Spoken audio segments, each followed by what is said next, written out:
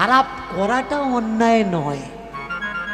অন্যায় মানুষের দ্বারা হতে পারে, খারাপ কাজ হতেই পারে, কিন্তু যে মানুষটা জানার পরে খারাপ কাজ করে সেটাই হলো পাপ, সেটাই হলো অন্যায়।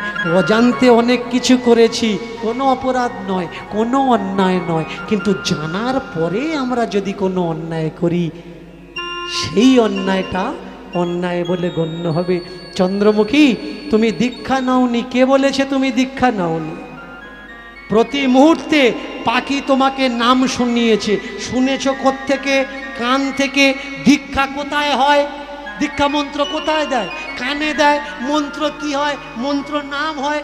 পাখিটা তো 24 ঘন্টা তোমার কাছে রাম রাম রাম রাম বলেছে। কে বলেছে তোমার দীক্ষা হয়নি? তুমি বলছো তোমার গুরু হয়নি। কে বলেছে তোমার গুরু হয়নি? যেদিন ওই বাবাজি তোমার কাছে এসছিল সেদিন তোমার বাবাজি সাধু সঙ্গ হয়েছে। আর এই যে ময়না পাখি এতদিন তোমার কাছে ছিল, তুমি তো ময়না পাখির সঙ্গ করনি, তুমি তো ময়না পাখি ভালোবাসনি। ও পাখি রূপী গুরু, ও ময়না রূপী গুরু। আচ্ছা বাবাজি, পাখি কখনো মানুষের গুরু হতে পারে? হতে পারে। গাছও হতে পারে, জলও হতে পারে, বাতাসও হতে পারে, নদীও হতে পারে, পাহাড় হতে পারে। একালব্য যদি খড়কুটের মূর্তি তৈরি করে তার থেকে অস্ত্রবিদ্যা শিখতে পারে, তাহলে পাখি কেন গুরু হতে পারবে না? পাখি নাম দিয়েছে তাই তো গুরু। কি দিল জানো? গুরুদেব কানে কি দেয়? গুরুদেব কানে দেয় নাম নাম নাম। ওরে খোকা, তুই এতদিন অহংকার করেছিস, আজ অহংকার করিসনি, এবার তুই নাম। তুই 14 কোঠার উপরে আছিস, 14 তালার মালিক বটে, এবারে তুই নাম। অহংকার থেকে নাম, অভিমান থেকে নাম, লজ্জা থেকে নাম, ঘৃণা থেকে নাম, অপমান থেকে নাম, অপযশ থেকে নাম। তুই নিচে আয়, তারপরে পাবি। গুরুর কথা শুনে আমি নিচে ছুটে এলাম। নিচে ছুটে নিচে এসে দেখলাম নিচে কি আছে? আমি যার উপরে দাঁড়িয়ে আছি এটা কাঠ, এটা কিন্তু নিচে না। নিচে কোনটা? আপনারা বসে আছেন। নিচে কি আছে? মাটি আছে।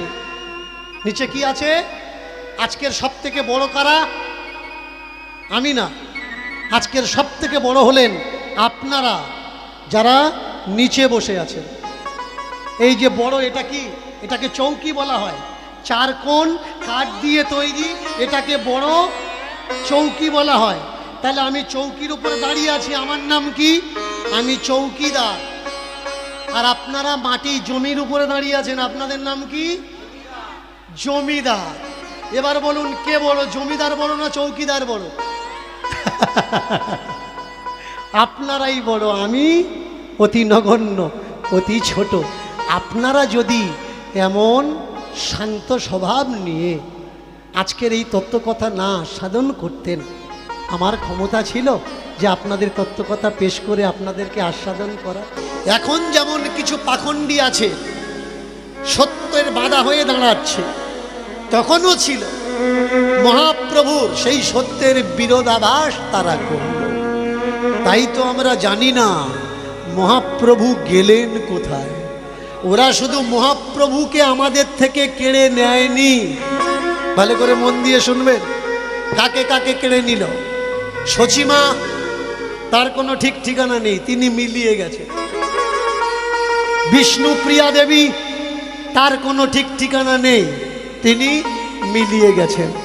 নিত্যানন্দ ঠাকুর, তার কোনো ঠিক ঠিকানা নেই, তিনি মিলিয়ে গেছেন। অদ্বৈত আচার্য, তার কোনো ঠিক ঠিকানা নেই, তিনি মিলিয়ে গেছেন। তাহলে তাদেরকে তারা মিলিয়ে গেল নাকি মিলিয়ে দেওয়া হলো? আস্তে আস্তে আস্তে আগে বোঝা লাগবে, একটা জলজান্ত মানুষ কখনো মিলিয়ে যায়? যায় না। আমি প্রথম আওয়াজ তুললাম, তোমরা মহাপ্রভুর সমাধি রাখনি, ছেড়ে দিলাম। তোমরা বিষ্ণুপ্রিয়া দেবীর সমাধি রাখনি, ছেড়ে দিলাম। অদ্বৈত আচার্য নিত্যানন্দ মহাপ্রভু ছেড়ে দিলাম। বলো তো মহাপ্রভু যদি কৃষ্ণ হবে তার জন্মস্থানটা কোথায়?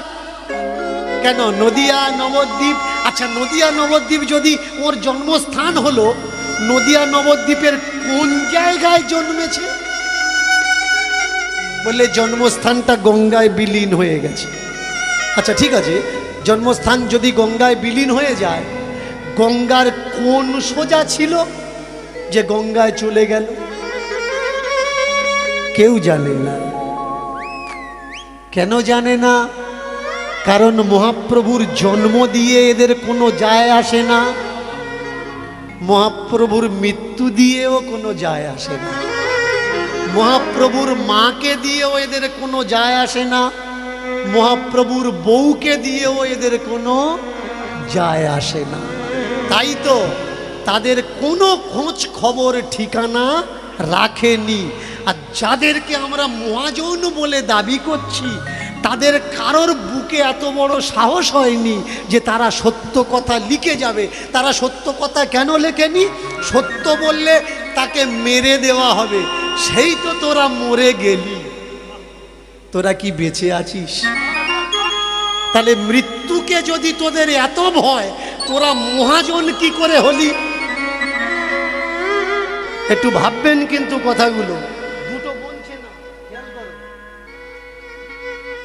তোরা যদি মৃত্যুকে ভয় করলি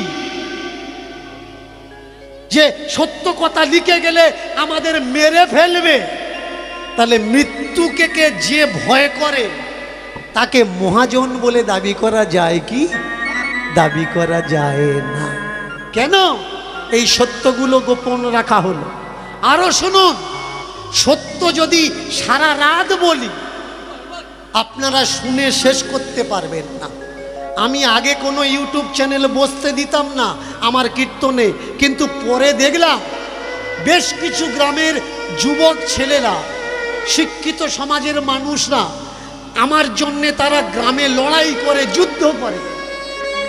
তারা আমাকে বলে যে বাবা, আমরা যে ওদের সঙ্গে মুখে মুখে জবাব দেব, কি নিয়ে দেব? সেদিন থেকে আমি ইউটিউব বসানো আরম্ভ করলাম। আর ওদেরকে বললাম, তোমরা তো বই পড়োনি, আমি পড়েছি। যেসব তথ্যগুলো তুলে ধরবো শুধু মিলিয়ে দিয়ে ওদের জিজ্ঞাসা করবে, আর সেই জায়গায় হয়ে যাবে ওদের চরম পরাজয়।